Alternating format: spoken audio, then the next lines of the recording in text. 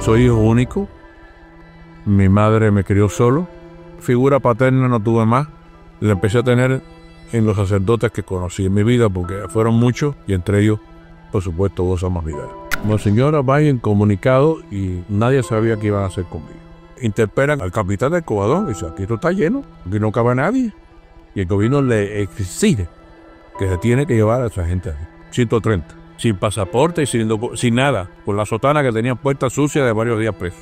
Hasta que llega un jeep del ejército y bajan a Monseñor Bosa, barbudo y todo sucio. El capitán del barco, cuando lo ve, se arrodilla y le besa el anillo. El malecón se llenó de gente y cuando los barcos salían empezaron a gritar: ¡Viva Cristo Rey! Ahí aplaudí. Yo oigo una voz que dice: ese es uno de ellos. Yo no sé si era conmigo, pero yo me mandé a correr porque tenía miedo. Corro toda la calle Campanario y una señora Lolita, me acuerdo, me dice: ¿qué te pasa, Roberto? Que si yo digo: no, pasa esto y esto, entra aquí. Y entré y se cerró un portón que tenía grande ahí. Y yo, después que pasó el susto, llamé a mi mamá y mi mamá fue a buscar. Arnaldo, que era, Arnaldo Socorro. Usted tenía como 17, 18 años, me llevaba un poco de edad. Y él era miembro de la juventud, era católica. Tírame un cuadro en la caridad y él lo coge. Se da un tiro, ¡pan! Y le dan a él. Rápidamente, los muchachos intentan llevárselo al hospital de emergencia, pero ya él llegó, ya había muerto. Le dijeron a la familia: el muerto será suyo por el entierro de nosotros. La familia no pudo participar del entierro. Hasta donde llega el cinismo. Tienes metástasis y te ha invadido la columna vertebral. Ese fue el saludo médico. Dice: bueno, tienes dos opciones, o te mueres o te operas. Le dije: mujer, bueno, esto parece que está feo. Vete a la casa. Busquemos una estampita de Monseñor Bosa que tiene un trocito de la tela de la sábana. Me la trae en un sobre con una estampa del hermano Victorino y una estampa de Pérez Varela. Y me la...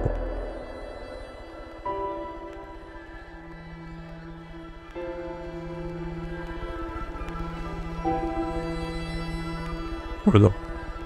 La fe sencilla del cubano no se la quita nadie.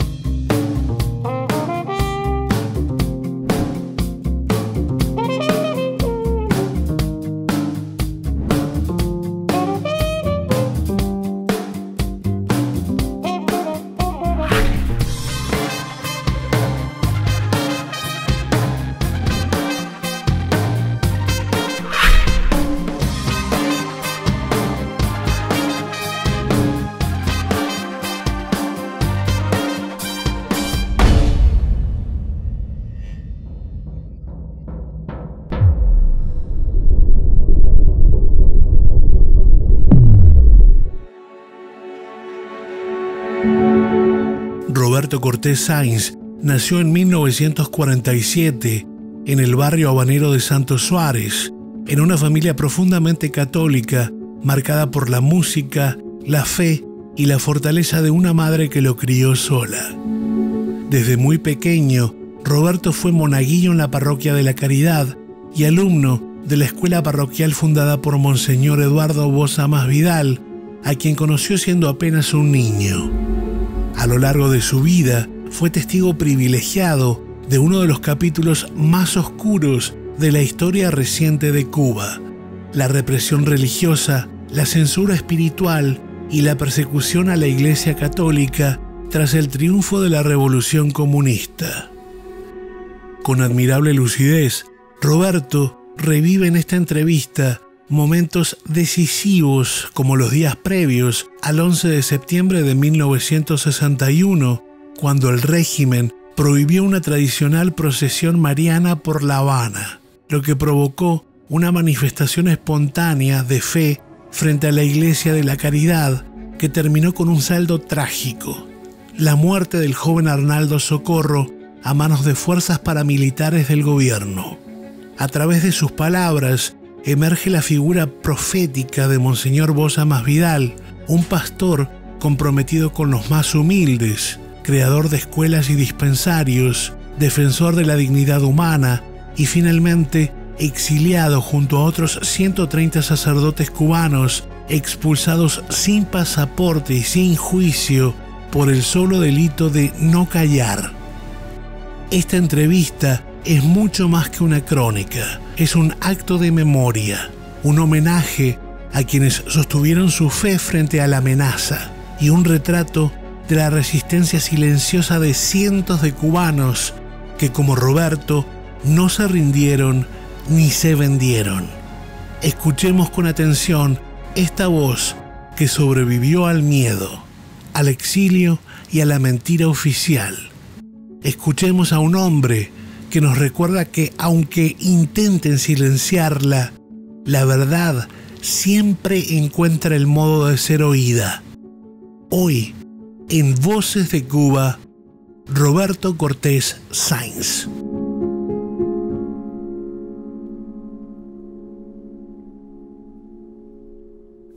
Roberto, bienvenido a este programa Voces de Cuba. Le damos las gracias por haber aceptado nuestra invitación. Muchas gracias a ustedes por acogerme y hablar de un tema tan importante como este de Monseñor Bosa Más Vidal. Háblenos un poco de usted. ¿Dónde nació y cuándo? Yo nací en el año 1947, el mismo año que Bosa lo mandaron para la Caridad, y en Santo Suárez, en la calle San Leonardo, no recuerdo el número realmente. Soy hijo único. Mi madre me crió solo, porque mi padre, pues, era un hombre, digamos, no al hombre, pero muy jugador, y mi madre un día lo despachó, digo, aquí no venga más, y punto. Así de sencillo. Mi madre tenía un carácter muy, muy fuerte. Y mi madre fue mi bastión, mi abuelo fue hasta los 5 años. Después figura paterna no tuve más. La empecé a tener en los sacerdotes que conocí en mi vida, porque fueron muchos, y entre ellos, por supuesto, Bosa Más Vidal. Bosa Más Vidal me bautizó, me dio mi primera comunión. Después fui su hermanadillo. Yo recuerdo que es simpático. Éramos como 20, el pequeño clero le decía eso. Dice el maestro ceremonia el día, quiero un monaguillo para la misa de la primera de la mañana, 6:30 de la mañana. Como enseñó con el párroco. Yo levanté la mano, yo. Porque claro, yo estudiaba en la escuela que estaba al lado de la iglesia, pero empezábamos a las 8 de la mañana. Iba tempranito, iba a la misa de 6:30, iba al café, desayunaba y después iba a las clases. Usted dice que viene de una familia de músicos, una familia muy religiosa, una familia católica. Bueno, realmente mi abuelo y mi mamá. Los demás, algunos eran de esto, ¿cómo se llama? Evangélicos, otros, mis primos eran masones, dispersos. Mi mamá, que era la más pequeña de 9 hermanos, fue la que mantuvo la fe. Mi abuelito le decía igual que mi abuelo era parte de eso. Yo no sé si ustedes conocen en Cuba la capillita de Cristo Limpia que está cerca de los Bomberos en La Habana Vieja. Esa capilla es muy famosa porque había una señora llamada Encarnación Canut que fundó una asociación de Cristo de Limpio. Y mi abuelo era miembro de esa asociación y iba viviendo en Santo Suárez. Él iba, le transporta en Cuba cuando quiera, iba todos los días allá a la capilla. Y él, mi abuelo, me enseñó la señal de la cruz, quién es Jesucristo. Yo 5 años que estuve con mi abuelo, yo lo recuerdo como si fuera hoy. Una cosa porque se impregnan las cosas de pequeño, hay veces que se quedan, y eso a mí se me queda grabado aquí. Me recuerdo que un día él me enseñaba los letreros, y yo salí corriendo por un perro y me caí, me rompí la rodilla, y el abuelo conmigo era realmente una persona especial. Aparte, mi mamá era su hija número 9, la más pequeña, y yo era el número 13 de los nietos. El último nieto fui yo. El último, ya tengo 77 años, se puede imaginar. Y prácticamente solo porque el que me sigue a mí me lleva 10 años. Me llevaba, ya falleció también. Entonces usted conoce de niño, o sea, siendo un niño conoce a Monseñor Eduardo Bosa Más Vidal. Él, había comenzado allí en esa parroquia de la Caridad. En el año 47. En el año 47. De esa época, ¿cuáles son los recuerdos que usted tiene de Monseñor Bosa? Sus recuerdos de niño, ¿no? Bueno, hay una cosa muy singular. Viviendo en Santo Suárez, como yo o sea, llegué a la parroquia de la Caridad, porque eso es interesante. Resulta que viviendo en Santo Suárez, había un señor que tuvo un accidente, se cayó en un segundo piso y por poco se muere, y ofreció a la Virgen de la Caridad que si lo salvaba, él le hacía una capilla. Y construyó una capilla de caracoles muy bella, que todavía existe allí. Y mi mamá me llevaba con frecuencia allí, ella era muy devota de la Caridad, y yo también, por supuesto, me hice devoto de pequeño. Cuando ella me dijo, yo te bauticé en la iglesia de la Caridad, y con toda la primera comunión iba a ser en la Caridad. Yo llegué, me llevó un día, me recuerdo en la sacristía, me parece verlo hoy, y llegué en abril, me recuerdo, del año 56. Y había un seminarista ahí en la sacristía y ella le preguntó, mire, yo quisiera que a mí me hiciera la comunión. Dice, ay, pero es muy tarde porque la comunión se va a hacer el mes que viene. Si el padre lo autoriza, entonces Monseñor estaba ahí, le explicaron, me dice él, ¿tú eres capaz de aprenderte el catecismo? Un catecismo de Pío X cuando quiera los pequeños. Digo, yo sí, yo siempre he dicho sí. Bueno, si te lo aprendes, pues tú vas a hacer la comunión con el grupo. De ese grupo que está en la foto, yo no conozco a nadie, porque prácticamente tuve una estrecha relación con el seminarista que todos los martes iba, te aprendes de la 1 a la tal, así, más o menos. Entonces, fue mi primer contacto con él, y a la vez que yo hice mi primera comunión, nos mudamos para La Habana. Y en aquel tiempo mi madre estaba un poco apretada de recursos, y Monseñor le dijo, mira, yo tengo una escuela parroquial que lo que se paga al mes, escuchen esto, eran 50 centavos.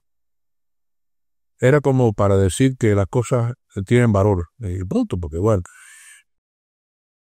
Y nos matriculamos en esa escuela, yo di ahí 5º grado y 6º grado, y como les dije, yo me presenté de monaguillo, voluntario, y ayudaba a misa todos los días. Y los jueves, me recuerdo, salíamos un poquito antes de hora, pero era la adoración al Santísimo, que hacía él también, y ya.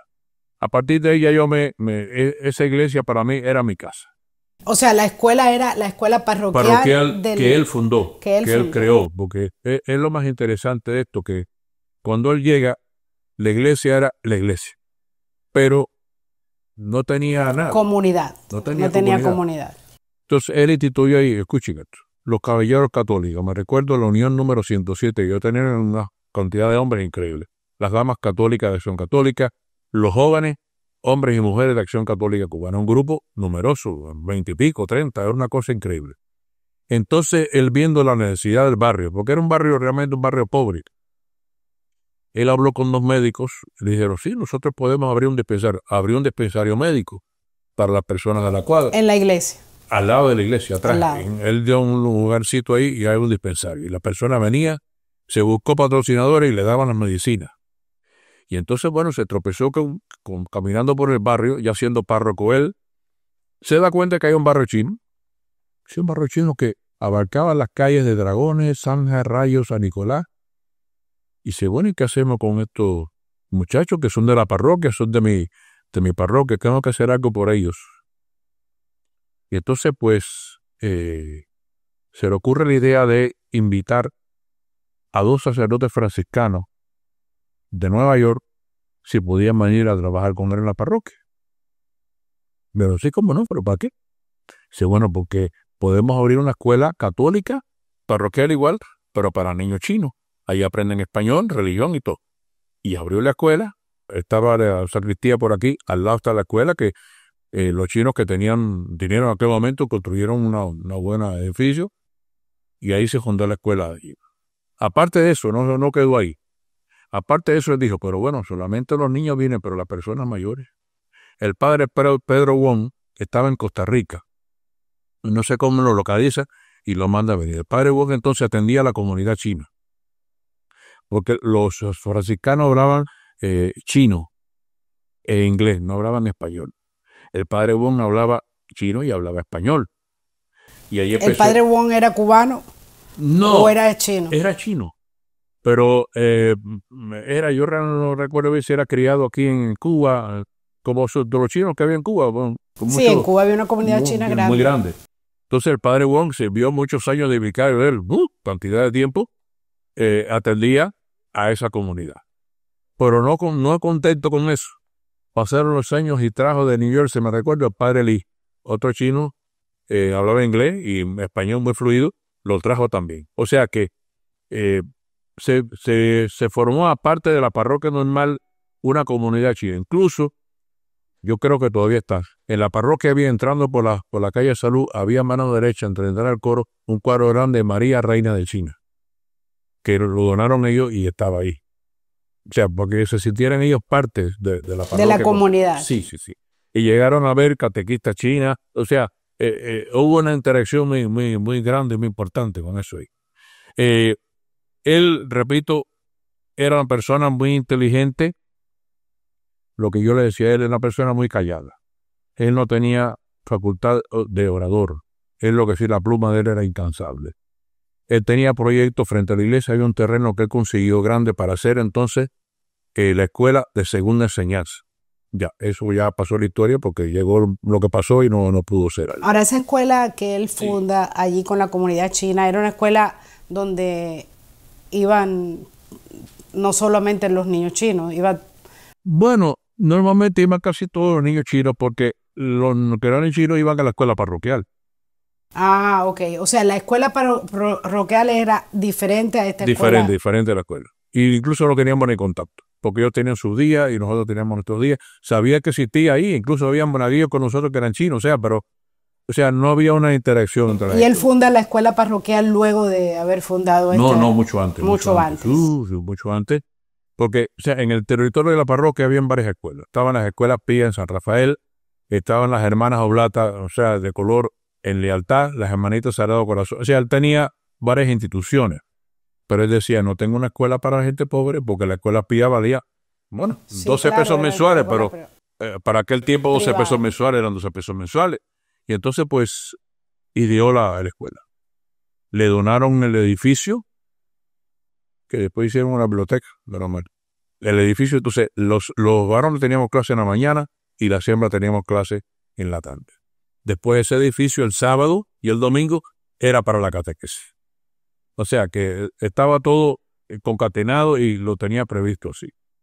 Él siempre contó con la ayuda no solamente del padre Bon, el padre Lee, él tenía un cura venezolano, el padre Seijas, no recuerdo padre Seijas, y después que se ordenó, el padre Agnelio Blanco fue su vicario de toda la vida. Yo siempre le digo, padre, usted es un segundón. ¿Por qué tú me dices eso? Porque usted es la sombra de Monseñor, de eso sí. Hay una anécdota de él. Dice, cuando Roberto, yo estaba preso, estábamos en G2.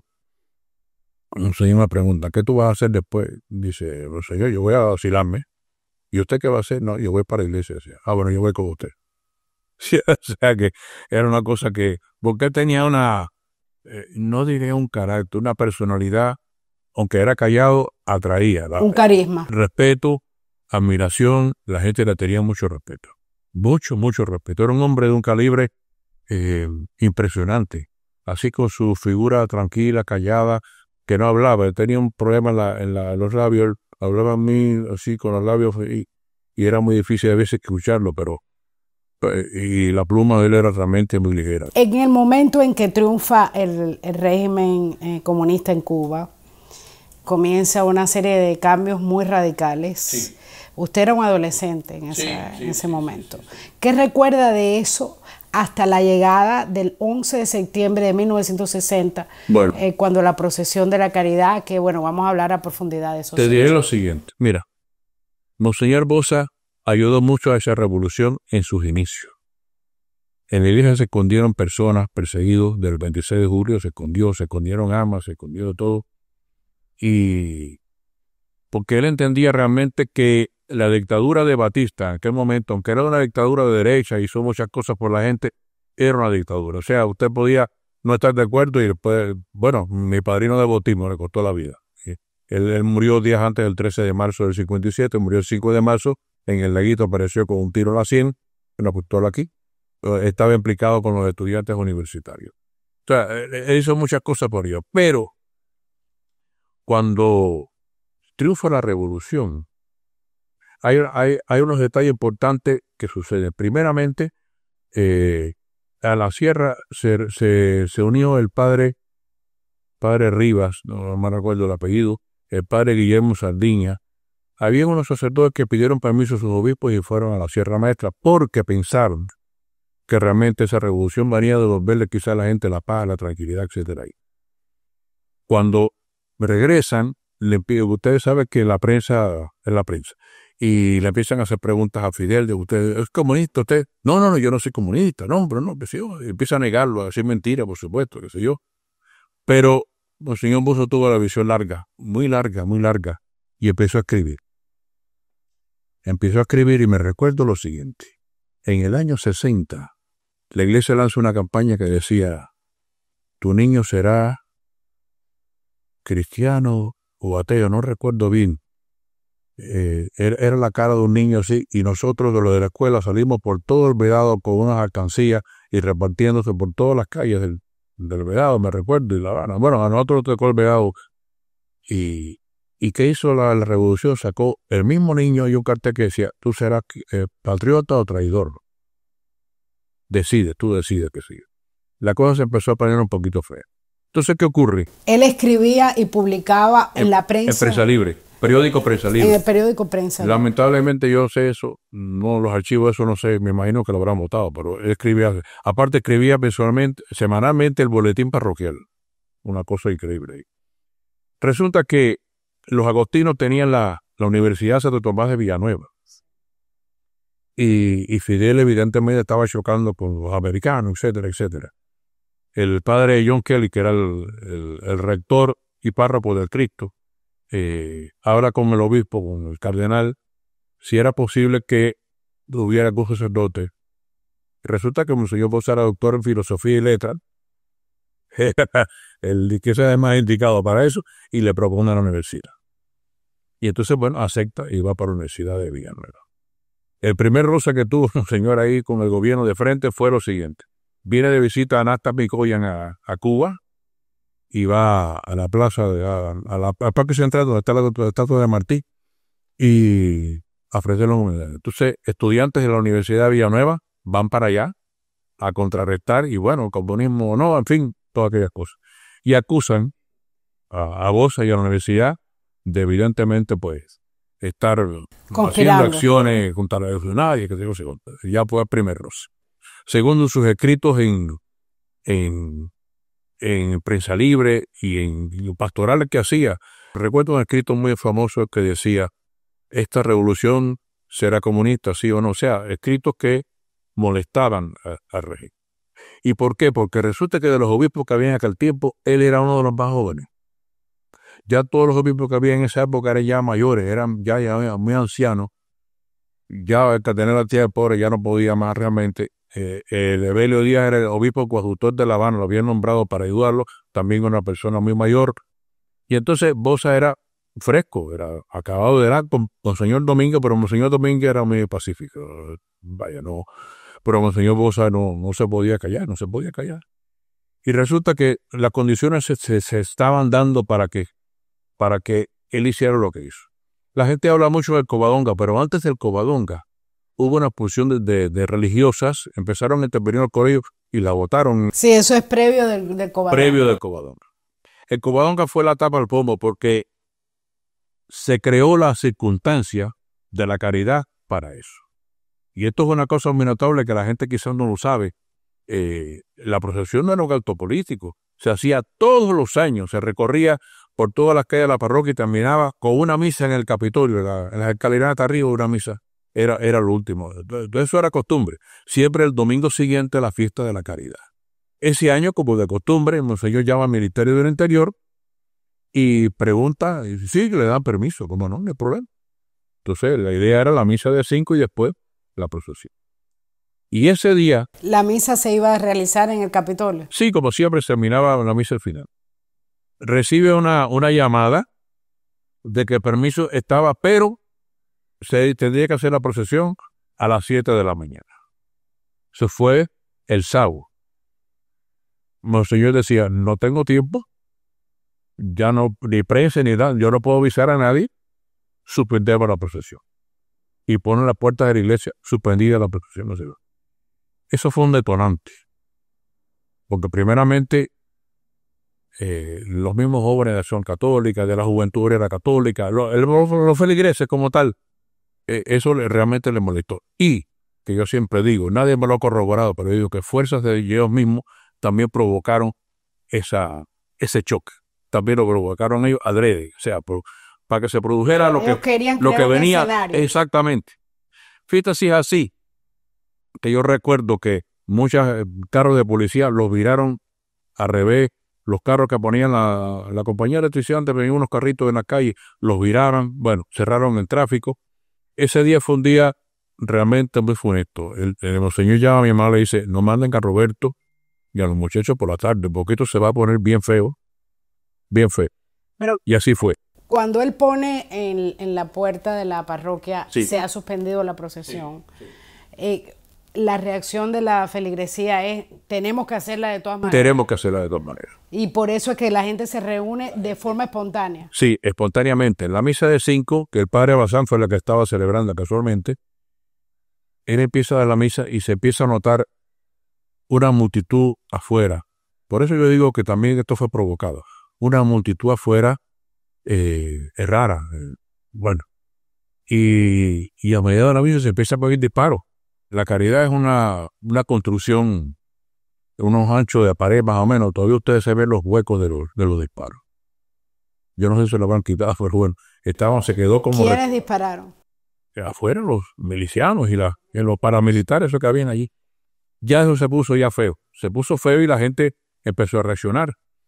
Arnaldo, que era, bueno... Arnaldo Socorro. Él trabajaba, esta es la parroquia, y aquí diagonalmente estaba un café. Él trabajaba allí. Yo tenía como 17, 18 años, me llevaba un poco de edad. Era un café donde todo el mundo iba ahí a merendar, a desayunar, etcétera. Y él era miembro de la Juventud Obrera Católica, estudiaba por la noche en Belén. Belén tenía unas escuelas gratuitas para los trabajadores. Estudiaba por la noche allí y trabajaba por ahí.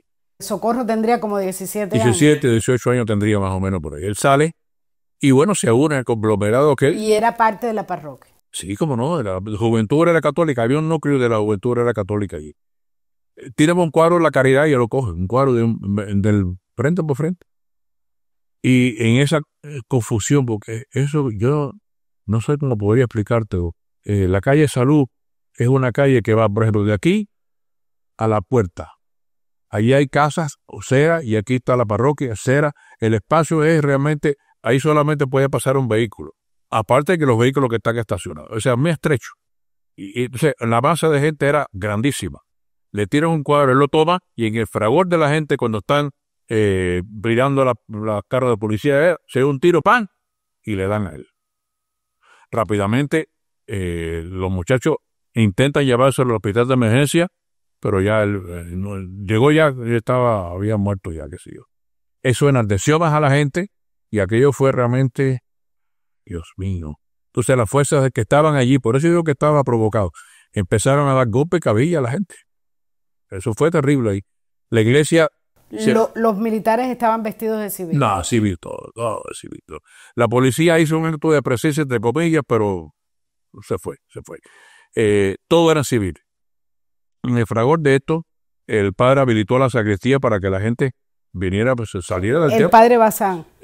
Sí, o Monseñor Bosa. El Bazán estaba en la misa, pero me confiesa Bazán que se puso feo, estaba un poco temeroso.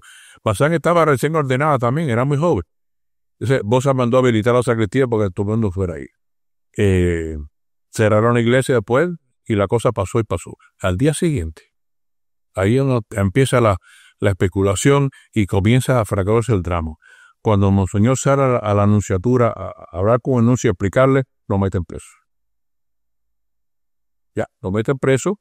Él no puede hablar con el nuncio, no puede hablar con nadie y estuvo ya aproximadamente unas semanas y pico preso ahí en condiciones infrahumanas. Iban llegando sacerdotes y bueno, nadie sabía y qué va a pasar aquí, qué será de nosotros y qué. Bueno. Y resulta que estaban cocinando lo del cobadón. Ahora, para entender lo que ocurre ese día, Monseñor Bosa está dentro de la iglesia. Cuando empieza a crearse todo aquel caos. La iglesia está abierta a las dos puertas principales. Él lo que hace es tratar a las personas que vengan a la sacristía, se refugien porque estaban disparando, que se refugien para acá. Ese es el momento en el cual hay una laguna, porque yo ahí es donde me escapo, me voy, estoy afuera, yo no puedo entrar porque cerraron por supuesto. Usted lo que tendría serían 13 años. 14 años. Bueno, 14 años acaba de cumplir. Yo cumplí años en agosto y esto fue en septiembre. Yo intenté entrar por la sacristía, pero la cerraron en ese momento para que la gente se pudiera refugiar y yo me quedo solo ahí. Y entonces yo oigo una voz que dice, ese es uno de ellos. Yo no sé si era conmigo, pero yo me mandé a correr porque tenía miedo. Corro toda la calle Campanario y una señora Lolita, me acuerdo, me dice, ¿qué te pasa, Roberto? Que si yo digo, no, pasa esto y esto, entra aquí.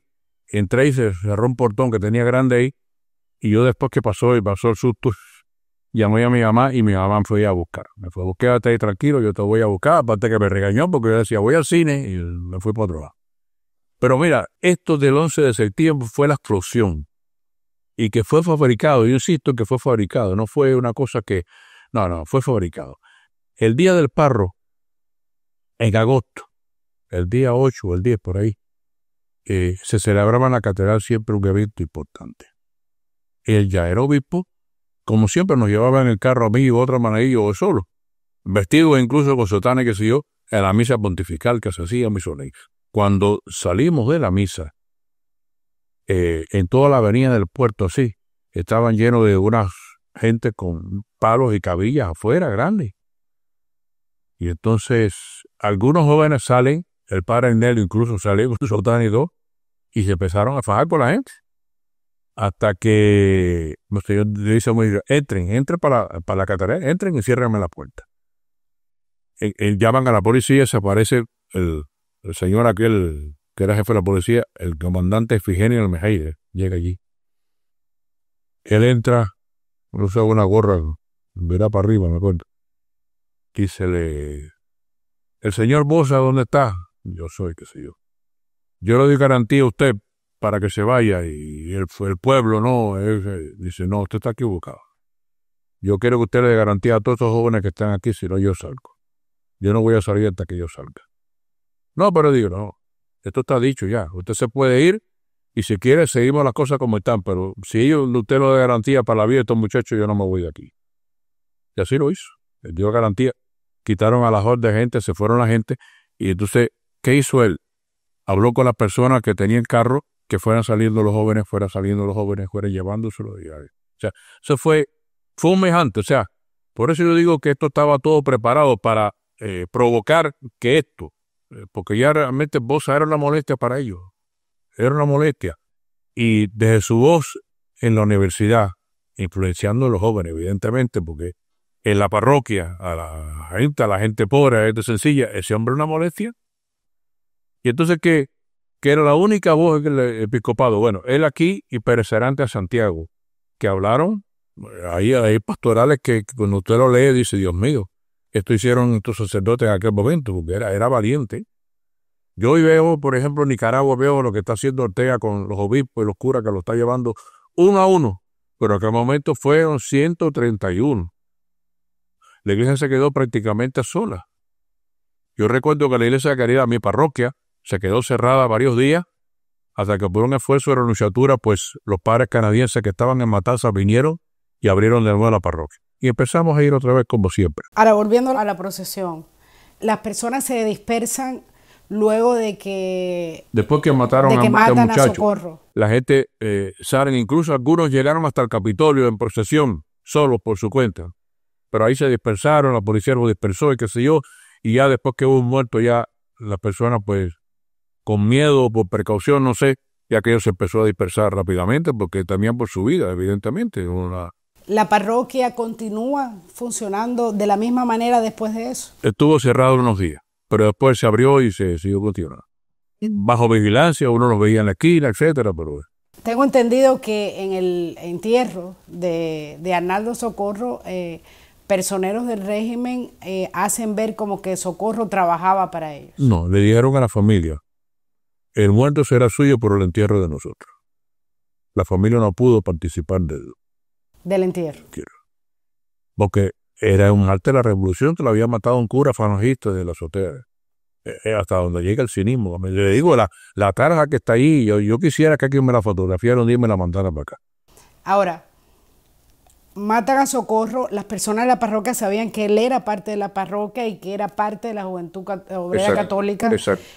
Sin embargo, inmediatamente el régimen saca esta... Claro, por supuesto. Es una ofensiva. Y aparte de eso, eran aproximadamente 5 o 6 hombres de la Juventud Católica, los mete presos. En una causa, la causa número 9 creo que era, y estuvieron 8 años presos. Delito, estar allí. Estar en la procesión. Sí. ¿Y qué pasa con la gente que conocía a Socorro y que querían ir al entierro? ¿No pudieron ir? No, dispersaron. Totalmente dispersaron aquello. Era, como diríamos, era como se muere alguien de ellos, ¿verdad? Eso era de ellos.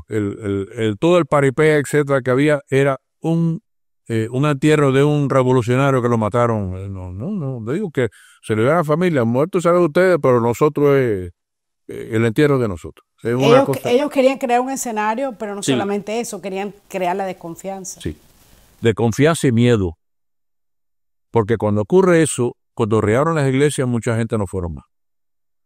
Yo me recuerdo, nosotros éramos 20 y pico, 30 muchachos de pequeño clero y no regresaron más. Incluso algunos lo vi vestidos milicianos después, no regresaron más. Porque el miedo se mete aquí. Y si algo yo recuerdo me pide lo siguiente, decía, caballero, ¿cómo es posible que puede la gente renegar de la fe que tiene? Tantas vidas de santos que hemos estudiado, tantas vidas de personas que han dado la vida por Cristo, y que usted a esta hora usted se vaya a echar para atrás. No, esto no tiene sentido. Yo voy y sigo yendo, y mi mamá, yo la verdad que tenía, ella iba y me llevaba, y muchas madres me lo hicieron, y la iglesia empezó a surgir otra vez, y ahí está la iglesia de la caridad. Quiero decirle una cosa, a pesar de todas las vicisitudes que han habido, de todo el torpedeo que se hizo con la Iglesia Católica, toda la propaganda en su contra, hoy en día si usted entra a la página de la arquidiócesis de Camagüey, de Santiago, de La Habana, usted ve el florecimiento de niños, jóvenes y adolescentes, es increíble. Increíble porque, como decía, en el año 2000... salió la Virgen de la Caridad peregrinando de Oriente hasta Pinar del Río. La caridad nos une. Es interesante, cuando la caridad venía a una provincia, iba a los hospitales, a la escuela, y se paraba delante de la unidad militar o de la estación de policía y se paraba ahí. Había gente que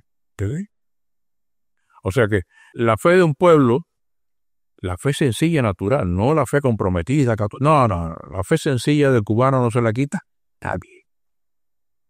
Y eso yo pienso que sea que en mis tiempos, yo no voy a decir que fueron los mejores, pero hubieron pastores que los enseñaron y dejaron un legado muy importante, un legado de fe, con su ejemplo, evidentemente, con su ejemplo, que hicieron vida en su propio ejemplo. Y uno de ellos, evidentemente, en La Habana, Bosa Navidad. En Oriente, Monseñor Pérez Cerante, que no siendo cubano, siendo un español, era más cubano que cualquier otro. Fue una figura increíble, vaya, una cosa muy grande. Esos dos personajes de la iglesia dieron mucho que hablar. Monseñor Bosa, entonces, es detenido, hay otros sacerdotes detenidos. Sí. ¿Cuál es el ambiente en el que entonces se da este destierro forzado? Monseñor va en comunicado y le preguntaba y nadie sabía qué iban a hacer conmigo. Primero, interpelan al capitán del Covadonga y dice, aquí esto está lleno, esto está reservado todo, aquí no cabe nadie. Y el gobierno le exige que se tiene que llevar a esa gente aquí. 130. Los montan a todos ellos, sin pasaporte y sin nada, con la sotana que tenían puesta sucia de varios días presos. Y todo el mundo esperando, el barco no salía y eran 130 personas. Hasta que llega un jeep del ejército y bajan a Monseñor Bosa ahí. Barbudo y todo sucio y todo, qué sé yo. Lo sube al barco. El capitán del barco, cuando lo ve, se arrodilla y le besa al anillo. La persona que yo no pude ir, mi mamá no me dejó. La persona que me cuenta, los octogenarios, el malecón se llenó de gente y cuando el barco salía empezaron a gritar, ¡Viva Cristo Rey! Y aplaudí. ¿Cómo supieron que estaba ocurriendo eso? ¿Se corrió la voz? Se corre la voz enseguida, la voz se corre. Y se llenó aquello. de la policía no hizo nada contra la gente, evidentemente, y ya se iba. El enemigo ya se iba como tal ahí. Pero bueno, en ese momento la gente no tuvo miedo de gritar viva Cristo Rey. No tuvo miedo. Yo repito, mi mamá no me dejó ir y yo lamento no haber estado ahí porque fue un momento muy importante. Entonces, ¿dónde fueron ellos? En la bodega del bar. Ahí durmiendo en el piso. Porque el capitán no tenía otra alternativa, no tenía dónde meternos en otro lugar ahí. ¿Qué pasa con usted y su mamá en ese momento? Mi mamá, como yo le decía, él era una mujer de mucho carácter. Me dijo, Roberto, vamos a ver qué pasa. Vamos a ver qué pasa. Yo voy a bajar por la iglesia, vamos a ver. Y en cuanto se abrió, me dijo, vamos a ir otra vez. Vamos a ir. Varias madres se pusieron de acuerdo y empezamos a ir otra vez y ya sin problema. No. Sabíamos que estábamos vigilados, observados. Usted salía a la calle y te provocaban, te hacían cosas. Pero bueno, eso es parte de la vida, ¿no? Y después todo volvió a la normalidad. ¿Y tú sabes por qué volvió a la normalidad? Porque, y no quiero hablar más, pero después que Bosa lo bota, ya parecerá antes, ya estaba ya muy mayor. Yo le decía a él, había un pronuncio llamado Monseñor César Saki, que sin querer juzgar, con un papel un poco turbio, y quizás pues a mucha gente le incomodó. Claro, las intenciones, repito, eran buenas, es tratar de mantener a la iglesia en un estatus más o menos tranquilo, que después de aquel incidente no pasara nada, etcétera, y que él logró que vinieran sacerdotes de regreso, entre ellos Monseñor Oves, que fue expulsado, lo pudo regresar y llegó a ser arzobispo de La Habana. O sea, él logró muchas cosas, pero fue un momento un poco difícil. ¿En qué tiempo regresaron esos sacerdotes? Bueno, digamos que a los 2 o 3 años ya empezaron a venir otra vez. Sin embargo, en 2 o 3 años ya estaban fusilando personas que morían frente al paredón de fusilamiento gritando. Fusilamiento en la cabaña. Muchos, me recuerdo así rápidamente, Alberto Tapia, Ruano, que eran jóvenes de la Acción Católica, murieron en el paredón de fusilamiento. Alberto Tapia, Virgilio Campanería. Todos ellos murieron en el paredón de fusilamiento y los que no presos, 8, 9 años, 10 años presos. ¿Por qué? Por ser joven de Acción Católica. Eso es lo más interesante del caso este. Pero de todo esto, o sea, cuando pasa esto, el Fidel del régimen se quitó una piedra en el zapato. ¿De verdad que se quitó? Porque es un tiempo ya de calma, tranquilidad, silencio. Represión. Represión, evidentemente. Una represión no física, aquí, de la mente. Sí, la gente tenía miedo, la gente. Y aunque usted fuera a la iglesia, usted sabe que estaba mirado, perseguido, pero la gente iba. Entonces, prefería mantenerlo así tranquilo, una iglesia tranquila, que no se meta con nadie. Prohibieron todas las procesiones habidas por haber. Todo lo que se hacía en la calle, prohibido, radio, televisión, todo prohibido. Confiscaron las escuelas católicas. Todo, solamente el culto. ¿Qué puede hacer los católicos? El culto, dentro de las 4 paredes. Más nada pueden hacer. Pero mucha gente dejó de ir. Ocurrieron 2 cosas. Mucha gente se fueron del país, no critico, yo también estoy aquí.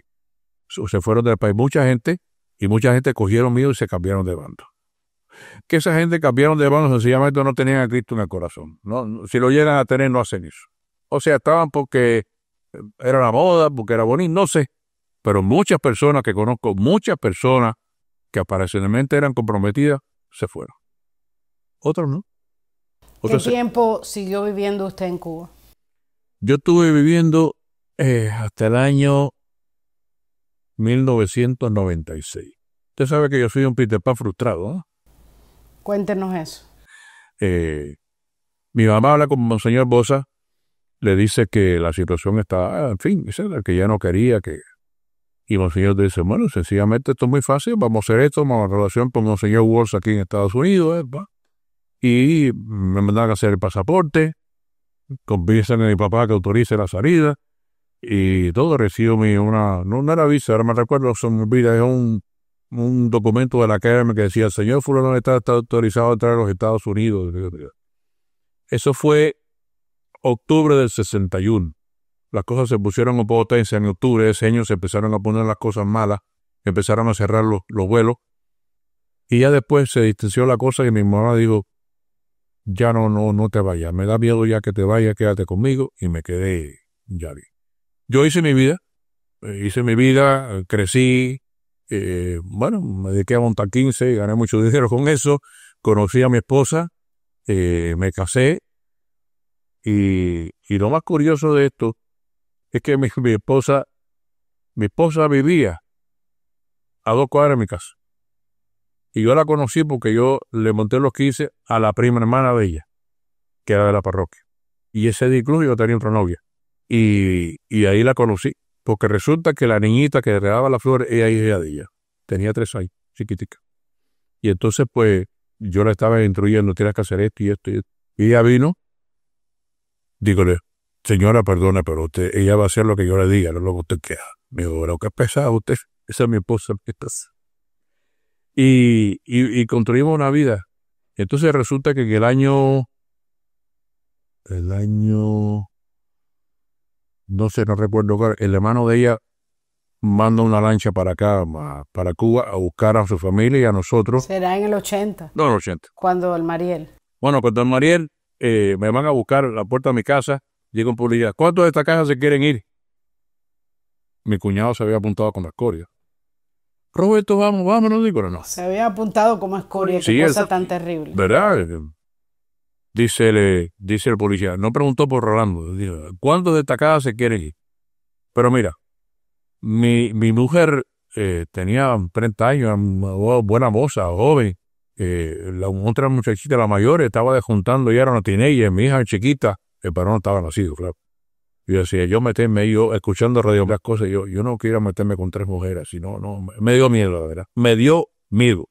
Me lo reprocho a mi mujer todavía hoy en día. Y no me fui. Sencillamente no me fui ahí.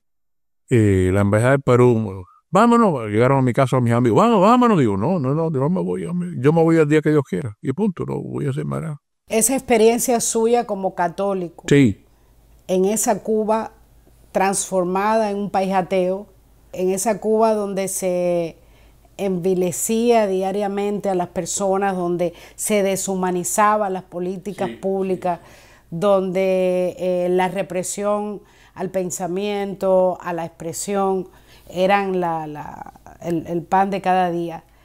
¿Cómo un católico como usted, comprometido, que tiene a Cristo en el corazón, pudo sobrevivir eso? Te voy a contar un hecho muy sencillo. La hija mayor de nosotros hace su primera comunión y muy contenta llega a la escuela el día siguiente diciendo, ay, que hice la comunión. Usted se puede imaginar el regaño que le dio a la maestra. Llega ella, cuando voy a buscarla, la vio grande. ¿Y qué te pasa, mija? No, que yo le di la comunión y me castigaron. Pero yo soy un tipo pacífico, pero me entró una cosa de los pies a la cabeza y entré a ver, ¿dónde está el director aquí? Era una señora, la directora. Me senté con ella y entonces, bueno, utilizando las cosas que más o menos se podía decir, la Constitución dice, decía yo, en el artículo 54, no se me olvida ahí. Y entonces, bueno, le dije unas cuantas cosas, le dije, sí, y usted ha discriminado a mi hija por esto y por esto y por esto. Aparte, cuestiones de la vida, donde yo trabajaba era una unidad de construcción, era el económico de allí, y el jefe del partido, que era Santero, teníamos cierta amistad, y le conté lo sucedido.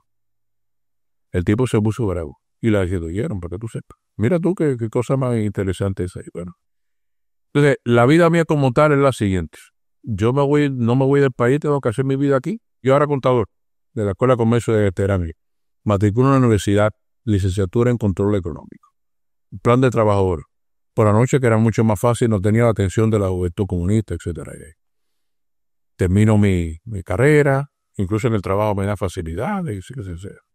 Y entonces, yo tenía en nómina como planchador, pero ejercía como contador. Había tiempo que en Cuba era un poco extraño. Cuando se normalizan las cosas, empiezan a hacer la biografía de los dirigentes. Y la mía yo pongo, bueno, sí, creo en Dios, sí, soy católico, sí, y me llaman enseguida a contar, por supuesto. ¿Y usted qué? Pero resulta, es que Dios es grande. El que me entrevista, el jefe personal, es tío de un primo hermano de mi mujer. Y a su vez hermano de un famoso grupo artístico que había aquí, se llamaba Los Tadeos, que era un grupo cómico. Digo, Rado Romero, todo he pedido, mi mujer tiene sí, son mis sobrinos, qué sé yo. Y hicimos amistad. Chico, ¿por qué tú no sigues yendo a la iglesia y quitas esto de aquí? Digo, no, te equivocaste, no puedo ser, yo no puedo hacer eso nunca. Y entonces cada año me evaluaban, me decía, magnífica es, único defecto, sigue creyendo en Dios, sigue siendo católico. Entonces, un día el director de la empresa me dijo, Roberto, el día que yo consiga uno mejor que tú, te quito del campo. Porque tú sabes, porque... Digo, bueno, cuando tú consigas, tú me avisas, yo me voy. No lo consigo nunca. O sea, cosas así que ocurren. O sea, yo pienso que cuando uno habla y se identifica como tal, las personas como que le tienen respeto. Si uno se escabulle, se esconde, qué sé yo, la persona te pisotea. Tuve en Cuba miembros del Partido Comunista que eran mis amigos. Me ayudaron, cuando me casé, me ayudaron a arreglar el apartamento y sabía que yo era católico. Incluso cuando mi mamá muere, ellos no van a entrar a la capilla, mucho menos. Yo entro, algunos más o menos entraron un poco temerosos, y ellos fueron afuera y yo fui. O sea, cuando una persona me dice, no, que en Cuba cerraron las iglesias, yo no me digo, no. Perdón, eso es mentira. En Cuba no cerraron ninguna iglesia. Es posible que en un momento estuvieron cerrados un tiempo, como por ejemplo como esto San Francisco cuando ocurrió lo del Padre Loredo, etcétera, pero las iglesias no estuvieron cerradas todo el tiempo. No, eso no es cierto. Porque eso se acostumbra mucho, ¿no? La represión hubo, pero era de una forma muy psicológica. Y si usted se mantenía en la fe, repito, no era fácil. Saber que te están vigilando.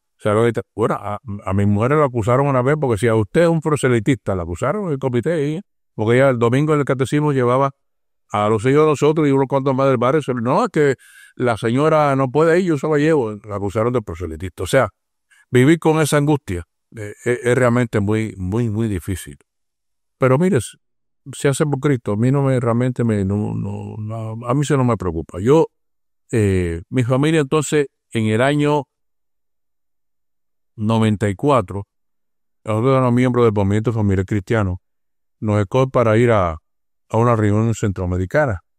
Y entonces, pues, salimos.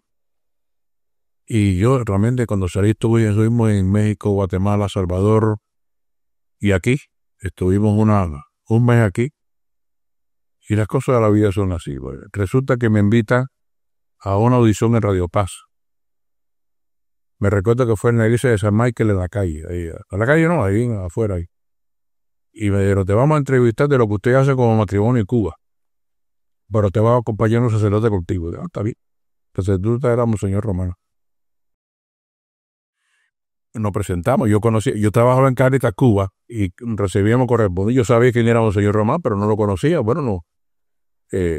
Nos presentamos, que sé yo. Me he hecho muchas preguntas, ¿y cómo hacer esto y cómo hacer lo otro? ¿No? Lo hacemos de la forma que se puede, pero aglutinamos gente y hacemos convenciones, llenamos me recuerdo, el Sanatorio San Juan de Dios, lo llenamos de matrimonio. Las cosas han cambiado mucho, le decíamos, señor, de acá al tiempo a han cambiado mucho como tal. Y bueno, la impresión que me dio ese hombre, digo, este hombre es magnífico. Y mira tú, eso fue en el año 94. Después me lo encontré en San Michael el día de Guadalupe y conversamos, nos tiramos una foto ahí, qué sé yo, qué ver. Monseñor muere en el 2003 y él va a Venezuela al velorio. Yo estaba ahí y lo veo, Monseñor, usted se acuerda y dice, ¿cómo no me voy a acordar de ti, muchacho? Decía, muchacho.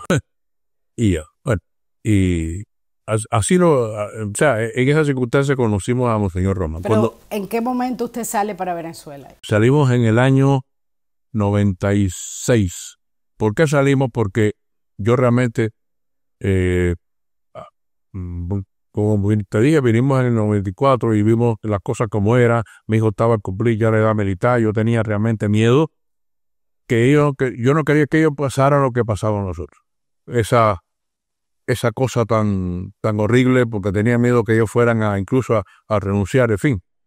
Y mi mujer y yo decidimos ya irnos del país. ¿Y cómo nos vamos del país en estas circunstancias? Bueno, yo, como trabajaba en Cáritas, tenía mucho acceso y empiezo a escribir a la gente. Digo, Monseñor Bosa, que nos carteamos postales de Navidad, que eso es todo como rutina, todos los años. Y le escribo, Monseñor, mire, tengo este problema. Y dice, bueno, yo te puedo conseguir la visa, Venezuela no está muy bueno, pero te puedo resolver la visa. 5 visas no resolví. ¿Usted había visto a Botha? Más nunca yo lo vi. Más nunca lo había Nos visto. carteamos, muchas cartas, postales de Navidad, etcétera, pero más nunca había sabido.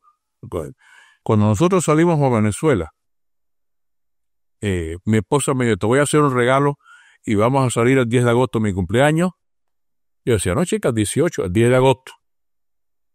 Monseñor nos iba a esperar supuestamente. Y había una huelga en Viasa y Monseñor estaba aquí, no estaba en Venezuela. Y cuando llegamos al aeropuerto, y bueno, ¿y ahora qué? No había nadie esperándonos a nosotros. ¿Y ustedes no sabían que Monseñor no iba a poder estar ahí? Yo no sabía, digo, bueno, Monseñor me dijo que si no venía él me mandaba a alguien, pero nadie. Bueno. Entonces él me había dado un número de teléfono de los teques y empiezo a llamar y localizo. Claro, el avión llegado de noche, de madrugada casi, porque el avión casi que se cae y tuve un percance, bueno, en Santiago de Cuba, rinde, bueno. Localizo al padre de allí, el párroco de San Felipe Neri. Me dice, ay, qué pena, que sé yo, pero a Monseñor le pasó esto. Y digo, mira tú. Digo, bueno, ¿y qué hago? Yo estoy aquí solo con 3 mujeres y un niño chiquito. ¿Qué hago? Yo tranquilo, yo lo voy a mandar al país. Me mandó 2 carros y nos fuimos para los teques. Él llegó enseguida preocupado, perdona, que si yo estuve viviendo con él 15 días en la Catedral de los Teques, 15 días. En esos 15 días yo me pude dar cuenta de la humildad, del tamaño de ese hombre. Ese hombre se levantaba a las 5 de la mañana. Celebraba la misa, la primera misa del día. Se iba a desayunar un momentico y iba al confesionario. Ahí no se iba más hasta la hora de almuerzo. Almorzaba, iba a la oficina. La oficina ahí, yo quisiera que ustedes la vieran, güey. Libros, carta. Estaba un rato ahí y volvía a confesar. Y así, era una cosa así. Entonces me decía, yo quisiera que te quedaras aquí en los Teques con nosotros, que sé yo, para trabajar en el movimiento familiar cristiano, que sé yo. Digo. Y como señor, el problema está que aquí la renta de los Teques está muy cara, yo no puedo afrontar esto aquí, yo tengo que buscarme la vida de alguna forma. Él insistió en buscar alguna consejería, pero no pudo. Eso me llamó el padre Titillo, padre Villaverde en La Guaira. Dice, te lo entrego aquí a esta familia. Y me dio para allá, bueno, hicimos vida en La Guaira. Y él iba todos los años allá, mientras que pudo. Si no, me mandaba para Ernelio, me mandaba un regalo, me mandaba hasta un puerto, bueno. Y ocurre el deslave que hubo en el 91, en el 2001, el deslave que hubo famoso en Venezuela, que, bueno, a nosotros estuvo a punto de irnos, tuvo una casa antes de nosotros, se fue ahí. Y nos fuimos para Caracas. Y él nos consiguió enseguida una familia en San Antonio de los Altos para que fuéramos a su casa. Y estuvimos, pues, todos los segundos domingos de mes, yo iba allá, íbamos a Caracas, el viaje de La Guaira a Caracas no es fácil, pero íbamos para allá, a la misa que él celebraba todos los domingos, segundo domingo, que era donde se reunían los cubanos que más o menos iban quedando, porque en la iglesia de la Caridad de la Caridad de Caracas. Santa Paula, ¿cómo no? Sí, cómo no, Santa Paula. Vaya, el padre Cuenca era el párroco en aquel momento y eso. O sea que retomamos una amistad, yo no digo amistad, es una relación de padre e hijo, porque él bautizó a mi nieto en Caracas, en Santa Paula. Y dije, mire, mi hija me da un regalo, resulta que llegó embarazada aquí, pero aparte de todas las condiciones, llegó embarazada. Entonces me dijo, tranquilo, Roberto, eso es un regalo de Dios. Tú verás que eso te va a alegrar la vida. En efecto, todo nos alegró la vida. Y cuando la bauticé, digo, yo quiero que usted la bautice ya en la Caridad. La bautizó ahí a mi nieto. Ya hoy día tiene 27 años. Y después de eso, pues, empezó su decadencia, su enfermedad. Me decía, Roberto, ya yo creo que Dios se ha olvidado de mí ya. ¿Y por qué usted dice eso, Monseñor? Dice, pues ya llevo mucho tiempo aquí, ya yo creo que he hecho parte de mi misión, creo que ya es hora de que me llame. Y en septiembre de ese año, el Día de la Caridad, me lo dijo, yo creo que ya me queda poco. En marzo del siguiente año murió. Falleció. La obra de Monseñor Botha Más Vidal allí en Los Teques, en Venezuela. Bueno, tú sabrás que en Venezuela hay un concordato que no puede haber un obispo que sea extranjero. No puede ser. Entonces, él lo mantuvo, Monseñor Pío Bello, Monseñor Moronta, Monseñor Ovidio, todo lo mantuviera como vicario general. Párroco de la Catedral de los Teques, San Felipe Neri, y vicario general, que renunció a ser párroco porque dice, yo no puedo, la vicaría es muy grande. Y él un día me enseñó, me llevó hasta allí, vi aquello, el trabajo que tenía, Dios mío, eso era increíble. Vicario general, él ordenaba gente, bueno, funciones de obispo, él lo hacía ahí perfectamente bien. Y ahí, mire, impulsó a los cursillos de cristiandad. Allí impulsó a los jóvenes en los matrimonios cristianos. La Acción Católica no, porque en Venezuela no era muy, qué sé yo, pero hizo toda una obra de apostolado inmensa en Venezuela. Yo recuerdo que Monseñor José de la Trinidad, que lo nombraron obispo de La Guaira, cuando él fue a tomar posesión, nosotros estábamos viviendo en el obispado, buscando la casa. Digo, ¿usted conoce a Monseñor Boses? Monseñor Boses fue mi profesor. Y hablaba con un respeto. ¿Sí que tú eres amigo de Monseñor? Sí. Quiero decirle que Monseñor Boses me abrió muchas puertas. Incluso después de Puerto, tú no crees que no. ¿Cómo es la llegada de ustedes aquí a Estados Unidos? Eso es por qué? Otra historia. Porque bueno, ustedes están en Venezuela cuando Chávez toma el poder. La vida de nosotros está hecha de cosas interesantes. Cuando Chávez triunfa, mi mujer cumpleaños el día 3 de diciembre. El día 11 creo que había elecciones. Y Chávez desde el día estaba preparando a la gente, camiones, guaguas y todo para que fueran a votar, qué sé yo. Y empieza, pues sencillamente, mi mujer veía los camiones pasando y mi mujer se sentaba en la puerta de la casa y empezaba a llorar. Y la dueña de la casa le decía, ¿y por qué usted llora, señora Nariz? Porque esto yo lo viví en el año 59 en Cuba. Ustedes cubanos son unos flojos, ustedes, aquí en Cuba ustedes verán Venezuela, nosotros como lo quitamos, aquí no es. Bueno, somos arrechos. Somos arrechos en eso. Mi hija trabajaba en Italcambio, en Caracas, una empresa muy buena, llegó a trabajar hasta la presidencia. Me dijo un día, papá, mira, yo no puedo comprarme un carro, no puedo comprarme una casa, yo aquí no tengo progreso en este país, me tengo que ir. Mira, como usted va a ir con un niño con 4 años, tenía mi nieto. Y se lanzó y se fue. 25 días de Caracas, Ciudad Bolívar, Brasil. Atravesando fronteras. Brasil, México y Costa Rica. 25 días. Fueron los días más angustiosos de mi vida. Mi hija, joven, bonita, con un niño de 4 años. Llegó aquí. Respiré así. Bueno, carteando que si yo al año me dice, papá, yo no puedo solo aquí trabajar, estudiar, cuidar al niño, aprender inglés, yo no puedo. Tienen que venir ustedes para acá. Digo, bueno, ¿y cómo? Eso no es tan fácil. Digo, mucho menos me quiero ir, me voy. Pero resulta las cosas de Dios. Ese año se celebraba 10 años del 94 al 2004, que nosotros veíamos a Dios por el movimiento Geomire Cristiano que salimos de esa conferencia regional, se cumplían 10 años, iba a ser en México. Yo leí eso casualmente en la prensa, digo, mira qué casualidad, Nereida, mira qué sé yo, qué sé yo. Y yo ni mi hija insistiendo, papá tiene que buscar la forma, digo, pero mira, hay un evento ahí en Caracas, pero hay que apuntarse en un evento y eso es caro, yo no sé. Papá, tranquilo.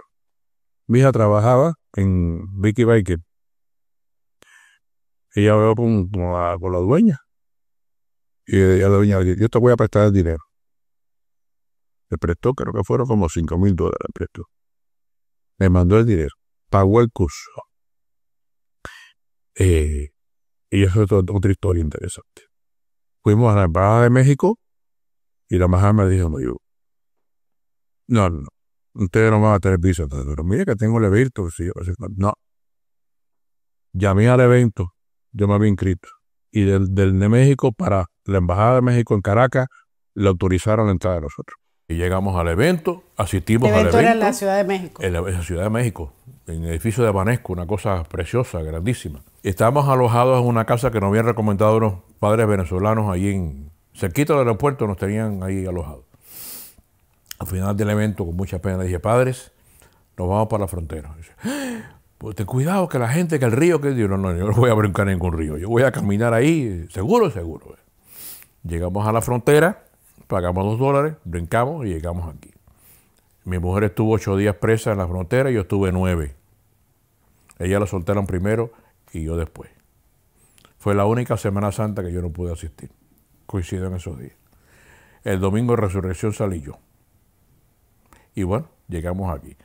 Y lo más interesante de esto fue lo siguiente, que la llegada de nosotros aquí a Estados Unidos, después de tantas veces, te digo Peter Pan, el Mariel y todas las cosas, nos creó un problema, porque salimos nosotros dos y se me quedaban 2 hijos en Venezuela, la mayor y el más pequeño. Entonces empezamos a trabajar y a hacer cosas aquí. Reuní $5,000, reuní $10,000, me estafaron 2 veces y no podía traerlo, hasta que los pude traer. Los traje el 31 de diciembre del 2004, lo estaba recogiendo el Irene House aquí. Aquí enseguida que llegamos, fuimos a la Ermita de la Caridad. Cuando llegamos a la ermita, me encontré con Monseñor Román. Dice, ¿tú qué haces aquí? ¿Y usted se acuerda de mí, Monseñor? Dice, sí, ¿cómo no? ¿Estás de visita? Digo, no me quedé. Dice, no me digas, sí, me quedé.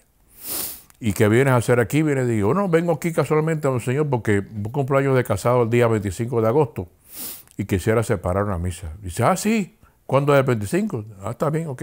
Dígame dónde es la oficina. Vete, yo me ocupo de eso. Monseñor, pero yo me ocupo de eso. Bueno, nos fuimos.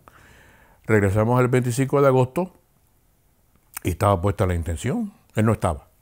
Pero incluso coincide que estaba de visita en ese momento aquí Monseñor René Ruiz, que fue mi párroco en Cuba mucho tiempo, y estaba de visita y fue el que celebró la misa ahí. Digo, mira tú qué maravilla está aquí, Dios mío. Monseñor Bosa me dio una carta de recomendación y fue a ver a Lorenzo en Ideal. Lorenzo de Toro. Y dijeron, si se te recomienda, Monseñor, no hay problema, estás contratado. Bueno, ok. Estando yo allí trabajando ya con Lorenzo, ya llevaba tiempo, un día me llama Monseñor que fuera por la ermita a verlo. Digo, ¿usted era Monseñor? Sí, bueno, estamos haciendo el comité de probetificación de Monseñor Bosa Vidal y yo quisiera que tú estuvieras aquí. Digo, bueno, si usted cree, yo el aporte que pueda dar. Entonces, bueno, muchas personas lo integraron, que están fallecidas, lamentablemente, la mayoría están fallecidas. Y empezamos a trabajar, recolectamos escritos, cosas. Miriam nos ayudó mucho en Ideal. Todos los escritos Bosa los transcribió, todo uno a uno completo. Y así fue. Y entonces mantuvimos con el señor Ramán una relación ya más estrecha. De trabajo. Estábamos trabajando juntos ya y orando juntos. Y nos vino aquí el obispo de Venezuela, de Los Teques. Hablamos cómo sería el proceso, en fin, todas estas cosas. Y estuvimos siempre realmente presentes aquí. Un día le dije a Monseñor, estaba en un acto, no recuerdo qué, estaba sentado al lado mío, y lo vi con los zapatos un poco. Digo, Monseñor, ¿usted no tenía más zapatos? Me dijo, ¿para qué eso? Yo tengo 2 pies. Pero Monseñor está un poco dañado, usted es obispo. Y dice, no importa, eso aguantan un poco más. Y yo le decía a la gente, yo he tenido no suerte, eso es una gracia, de conocer a santos, ¿no? A Bosa bueno, hasta Mariano de Vivanco también, que yo lo conocí, fue mi párroco, y a Monseñor Román. Y la verdad que yo bendigo la suerte. También estuve en el velorio, en el entierro de Monseñor Román, y como la gente clamaba santo, santo súbito, me acuerdo, se gritaba aquel día en eso ahí. Y bueno, me inserté enseguida en esta iglesia, me inserté en la parroquia San Lázaro, y estamos en camino al matrimonio, estamos en Radio Paz, en Los Caballeros, en fin, no sé en cuántas cosas más estaba. Me dice, ¿hasta cuándo, mi hijo? Ya no puedes más, ya no. Pero toda mi vida ha sido un recorrido, pero siempre inspirado por la figura de Monseñor. Es una cosa que yo trato, y me hice un compromiso. Yo abro una página en Facebook que se llama así, Monseñor, y ahí le pido a la gente que me mande revistas, escritos, y la gente me lo han mandado muchas cosas. Y lo trato de mantener todos los años, repito lo mismo y pongo lo mismo, es el aniversario tal, porque quiero que su memoria, la gente que no lo conoce, lo conozca. Porque lo interesante de la historia es lo siguiente, la historia pertenece a un tiempo, y cuando va pasando el tiempo, las personas de esa historia se van muriendo. Y entonces las personas que vinieron nuevas, o no se lo traspasaron o no le interesa. Hoy en día a la gente no le interesa leer un libro. Quizás ve una nota rápida, una foto y al pie, mira, esto me interesa, pero leer le cuesta un poco de trabajo. Entonces dije, bueno, mi compromiso es como Señora, lo que tanto hizo por nosotros, pues, tratar de divulgar esta imagen de él cada vez que pueda, cada vez que yo tenga una oportunidad, en fin, es algo realmente impresionante. ¿Cómo va el proceso de beatificación de Monseñor El proceso Bosa? de Monseñor está estancado, muy estancado, muy estancado, por muchas razones. Primeramente, el costo es muy caro. El proceso lleva hay que pagarle expertos y cosas. La segunda es que el proceso depende de Venezuela, no depende de nosotros.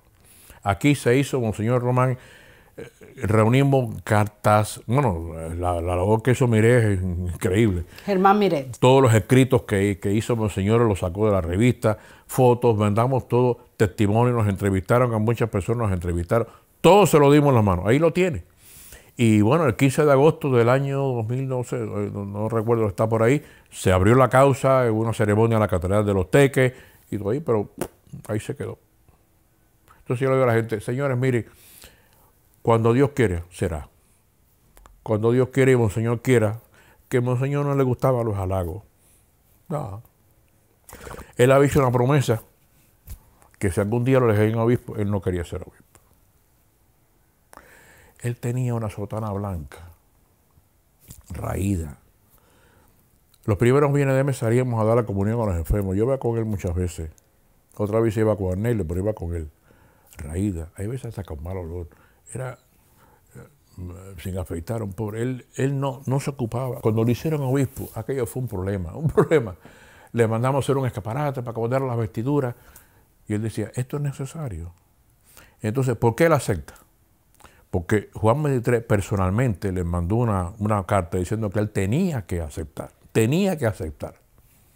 ¿Qué usted va a hacer si el Papa le dice eso, señor? Y tuvo que aceptar. Tuvo que aceptar. Él dice en sus notas biográficas, yo nací, mi vocación es para darle en Cuba a todo y tuve que hacerlo en Venezuela. No le pesa. No.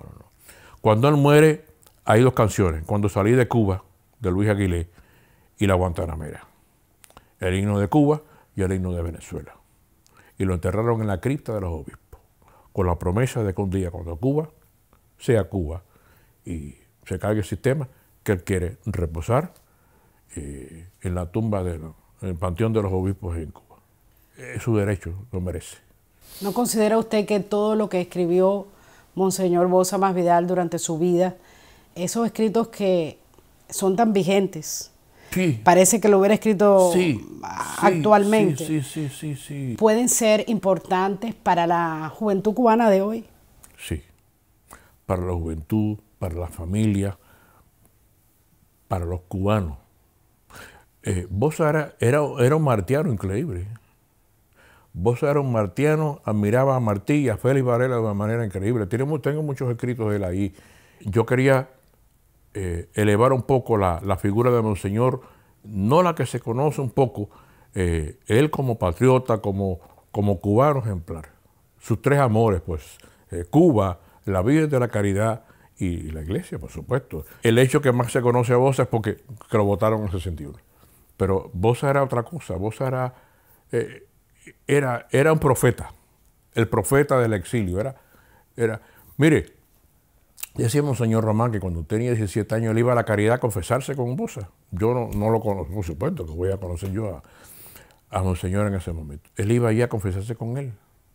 Y él tenía una admiración por su obispo, por el padre obispo, le decía, una admiración increíble.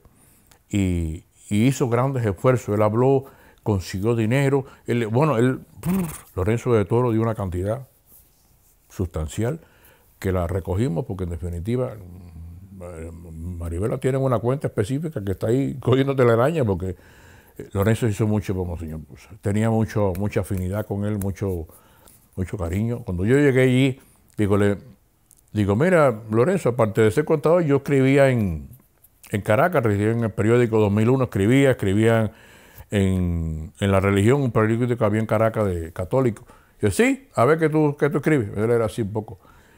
Y digo, ¿te voy a escribir un poco de Monseñor Bosa? Sí, digo, sí. Empecé a escribir unos escritos que Monseñor Bosa en mi vida, 1, 2 y 3, se los di y lo empecé a publicar y empecé a escribir cosas de él. Entonces escribí cuando... En la revista Ideal. Sí, cuando cumplí los 50, me satisface hacerlo. Yo creo que es una vocación que yo tengo. Si yo no puedo ser sacerdote una vez porque yo estaba propenso a ir al seminario, incluso mi mamá habló con vos, ok. Como le decía a él, cuando yo en mi edad, los niños entraban al seminario de niños, hacían incluso la primaria y después la secundaria la hacían en chiquitico. Y nosotros íbamos todos los sábados al Buen Pastor del seminario de Arroyo Arena, jugábamos pelota, que sé yo, después un momento de reflexión, que sé yo, pero bueno, hasta que llegó una muchachita y me enamoré, y mi vocación es esta, ¿no? Con el tiempo, un día Monseñor Ortega, Jaime, llama a un grupo de matrimonios, qué sé yo, que le iba a proponer al diaconado cuando empezaba en Cuba, y mi mujer le dijo a Monseñor, no. ¿Y por qué, Nereida? ¿Por qué? Monseñor Ortega hablaba así muy pausado. Y dijo, porque usted lo ordena ahora y lo va a mandar a donde quiera por ahí, no puede ser. Dice, yo te prometo que lo voy a dejar en la caridad. Dice, no, Monseñor, usted me disculpa, pero usted cuando haga falta en un lado va ahí, él tiene que ir. Y no. Y yo no soy diácono porque pues mi mujer, si se lo digo, ella que dice, no diga más eso, digo, te lo tengo que decir porque es mi vocación, realmente me hubiera gustado servir más de lo que doy. Pero bueno, es así, es la vida que me ha tocado vivir, que doy gracias a Dios, 77 años. Ya 3 hijos, nietos, hasta bisnietos, Dios mío, yo no sé. Tengo amigos curas muy buenos, tengo amigos curas de toda la vida. El padre Emilio López, que ya no es cura, por supuesto. Monseñor René Ruiz fue mi párroco, fue mi amigo también. Monseñor Marino Vivanco fue obispo, fue mi amigo también. El problema está el siguiente, que cuando yo decía que yo era discípulo de Monseñor Bosa, decía, oye, pero no me digas que tú se abrías las puertas, tan fácil que yo. Así que yo no lo digo más porque me da pena. Es un ángel que usted ha tenido ahí al lado. Sí.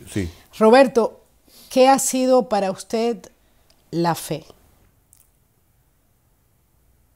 Mira, cuando a mí me bautizaron, que yo no recuerdo, por supuesto, yo creo que en ese día la gracia de Dios me inundó. Porque enseguida que yo tuve eso de razón, que yo empecé a conocer el catecismo, la Biblia, la iglesia como tal, yo creo que sin eso yo no podría vivir. Si quizás en mi vida sufro, es porque quizás algunos de mis hijos no comparten esa fe conmigo. O sea, no es que no tengan fe, sino no la practican. Quizás cuando uno crece ya en la vida de ellos, no de uno, hay unos sí que me siguen incondicionalmente, pero aunque me respetan mucho y todo, pero hay veces que me duele. Tengo muchos ahijados. Le dije, pues no quiero un ahijado más porque yo me voy a pedir cuenta, porque los ahijados míos también han tomado sus caminos, pero mi vida es la fe, ¿no? La fe, si algo me quitara a mí de la vida, sea la iglesia, hay veces mi mujer me lo reprocha. Tú hay veces que la iglesia es más que yo.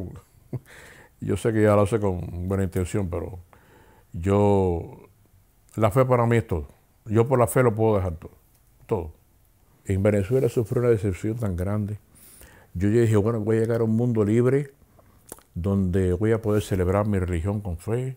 Y cuando llegó Semana Santa vi que la gente iba a cruceros, a fiestas y bailes. Esta semana digo, ¿esto qué cosa es? Vacaciones. Vacaciones, pero ¿esto qué cosa es? ¿No? Yo era profesor de un liceo, enseñaba contabilidad y matemática. Aunque era privado, no era católico, pero eran creyentes la gente. Y yo trataba de decirle a los muchachos que la fe, qué sé yo, claro, tenían que ir a la iglesia, qué sé yo, pero me di cuenta que, digo, mira, para eso es un país materialista donde vengo, a un país supuestamente libre, y la decepción es grande. Y aquí también, te lo digo, aquí también, la iglesia de aquí no se parece nada a mi iglesia, no se parece en nada. Es que la iglesia que yo nací, crecí, fue una iglesia de sacrificio, de privaciones, de crítica, de desprecio, de incomprensión, de discriminación. Sufrimos todos en Cuba eso. Pero esa es la iglesia que uno se forjó, que se hizo duro. Como decía José Conrado el otro día, nos hicimos fuertes en la desgracia. Nos hicimos fuertes, bueno, como los apóstoles, en medio de toda esa adversidad, porque es adversidad, ¿verdad? Que algunos tuvieron miedo y se fueron, estuvimos ahí, bueno, y aquí estamos. Algunas personas piensan que el comunismo se enraizó en Cuba porque el pueblo cubano no tenía una fe verdadera, porque tenía una fe superficial y piensan que ahora, después de haber transitado 60 y pico de años de dictadura, la gente está más lista, está más limpia, está más preparada? ¿Qué usted cree de eso? Mira, te voy a decir algo. En el tiempo que yo crecí, la fe de la gente es la misma que tiene hoy. Una fe natural y espontánea, sobre todo a la Virgen de la Caridad. Es una fe esa sí hay. Siempre en los círculos más cerrados de la iglesia, cristianos formados han escaseado mucho. La iglesia ha tenido culpa en eso muchas veces. Como decía Papa Francisco, la iglesia en salida, la iglesia siempre ha esperado que la gente venga. Y no, la iglesia no puede esperar, la iglesia tiene que salir afuera. Y entonces hemos tenido ese pecado, vamos a decirlo así, que no hemos salido afuera, hemos esperado que la gente venga. Hoy qué bueno, como viene la gente y como viene la gente. Y no, y cuando viene un momento de dificultad la gente no viene. La gente coge miedo y se va. Entonces a la gente le es más fácil, no sé, meterse en un pentecostal o a seguir la santería, no sé, que a comprometerse con la iglesia, porque estar en la iglesia católica no es fácil, señores. Hoy en día sigo a la iglesia en Cuba, la veo muy, pero lo que la iglesia tiene que hacer, hay veces que no se hace. El otro día, vi ahí una página que se llama Pastoral Juvenil. Véanla si no la han visto. Cómo esos muchachos van y se insertan en las calles, en los poblados, y que si yo digo, gracias a Dios, que al fin ha llegado algo, un despertar quizás. Porque repito, la iglesia de nosotros hasta el 59 era muy cómoda.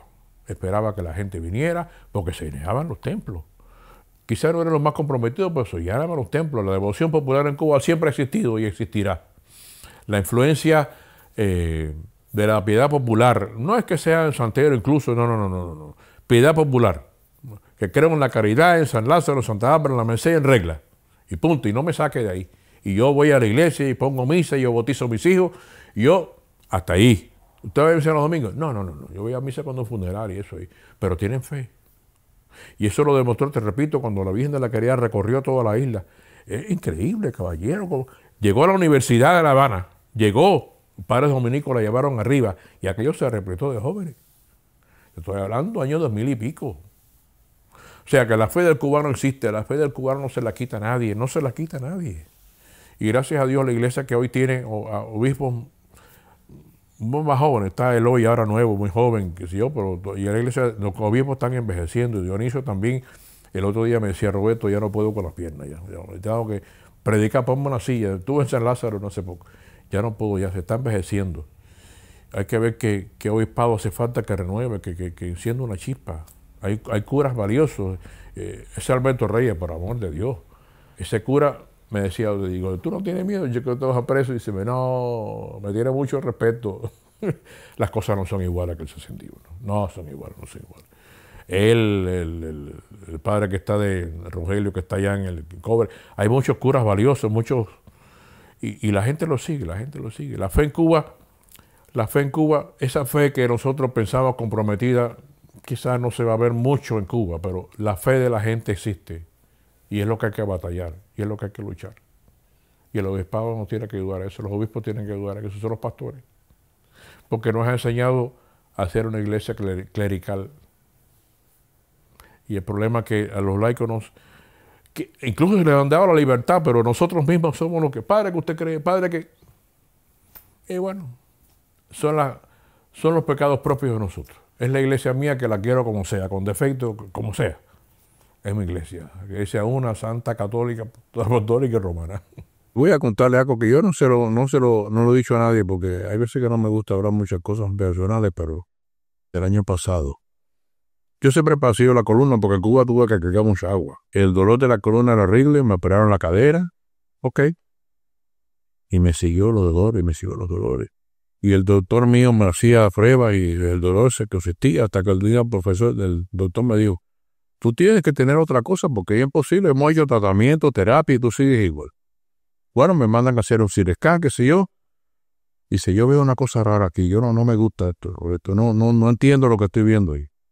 Vete a ver al doctor Widy al hospital de Hialeah, vete a verlo. Pues me recuerdo, eso fue un miércoles, yo estaba en el Corpo Guardia de Mount Sinai y de Hialeah con morfina y el dolor no se me iba. y me mandó a ver al médico. Fui a ver al médico. El médico cuando entró, dijo, buenos días, doctor, buenos días. La salud del médico fue y me dijo, tienes metástasis. Ese fue el saludo del médico. Mi esposa y yo nos miramos así.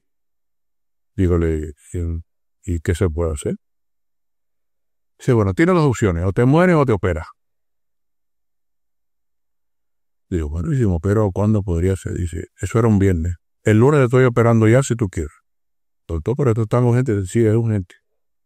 Porque el problema que yo tengo cáncer en la próstata. Bueno, hoy en día tengo 0.004 el PSA, gracias a Dios. Y te ha invadido la columna vertebral, que es, por supuesto, tu punto más débil en tu organismo.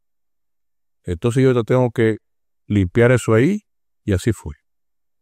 Entonces, bueno, pues yo le dije a mi mujer, bueno, esto parece que está feo. Vete a la casa, busquemos una estampita de Monseñor Bosa que tiene un trocito de la tela de la sábana. Me la traí en un sobre con una estampa de el hermano Victorino y una estampa de Pérez Varela. Y me la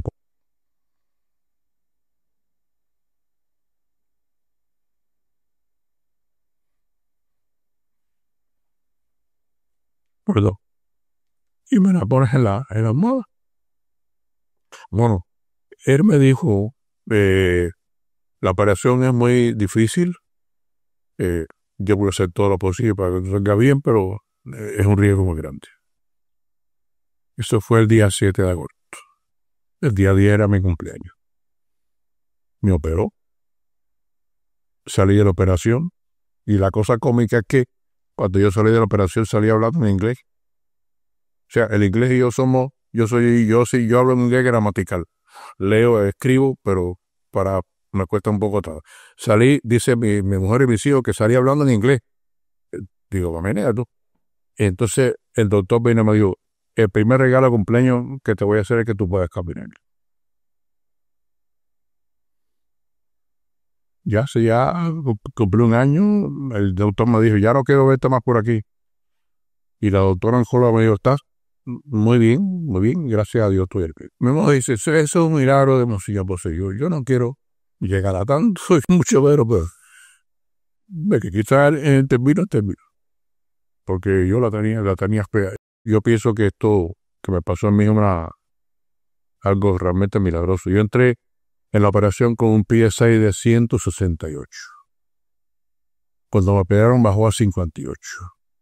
Y hoy en día tengo ahora mismo el médico me lo 0.0430. Dice, estás bien, estás muy bien. Un milagro. ¿Qué es Cuba para usted? Cuba es mis recuerdos de mi infancia, muy bonito. Me recuerdo de mi Nochebuena, mis días de Reyes.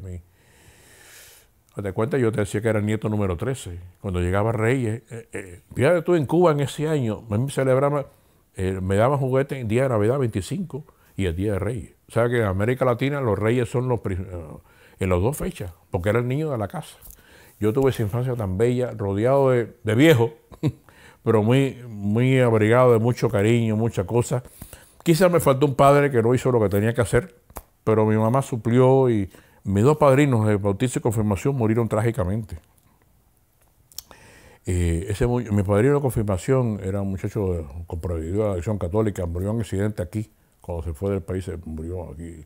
Y mi padrino de bautismo estaba enrolado en la revolución y lo mataron ahí. O sea, mi infancia estuvo rodeada de toda una gente con mucho cariño. Incluso hoy en día, cuando a mí me pasó lo que me pasó, yo de verdad decía, caballero, como me quiere la gente. Yo no sabría explicar gente de España, Estados Unidos, de Centroamérica, de México, ay Dios mío, qué cantidad de gente, Señor. ¿Seré digno de eso? Bueno, es lo que usted ha sembrado. De manera que Cuba para usted es familia. Familia. Yo identifico Cuba con la iglesia, con la caridad, con la Virgen de la Caridad. Para mí son dos cosas que son inseparables, porque me formaron así. Mis sentimientos patrióticos, yo veo a Cuba, la caridad y la bandera cubana. La veo juntica así. Para mí eso es Cuba. Si dijera, ¿quisieras ir a Cuba otra vez? Realmente yo no quisiera ir a Cuba ahora, por las condiciones en que está. Pero añoro mi iglesia de la caridad. Añoro. No sé si algún día podré ir en las condiciones que está Cuba, no sé. Mire, ahora me acordé de Sor Olga, que falleció el otro día. Ella estuvo aquí cuando yo cumplí 50 años de matrimonio, compartió con nosotros allí. Iba para Cuba llena de regalos y cosas, y medicinas y comida, cuantas cosas. Iba contenta y alegre porque iba para su Cuba y mira, falleció ahí, en su tierra, como ella quiso. Cuba es para, bueno, no sé. Yo recorrí, gracias a mi mujer, recorrimos toda la isla, menos Isla de Pino, nunca fui a Isla de Pino. Recorrí toda la isla. Bueno, gracias a la escuela Escapo los muchachos, hay veces tuve que recorrer, pero de oriente a occidente, en el Cobre tuve la gracia de estar en el Cobre. No quería irme de Cuba sin estar en el Cobre. Aquella, es un lugar que se siente un ambiente tan, no sé, tan especial, una cosa muy bella. Yo te digo que doy gracias a Dios por la vida que tengo. Quizá si me hubiera venido con Peter Pan, digo, mi mujer no te hubiera conocido, mi vida sería otra, no sé. Pero esa fue la vida que Dios me puso adelante y la que yo acepté.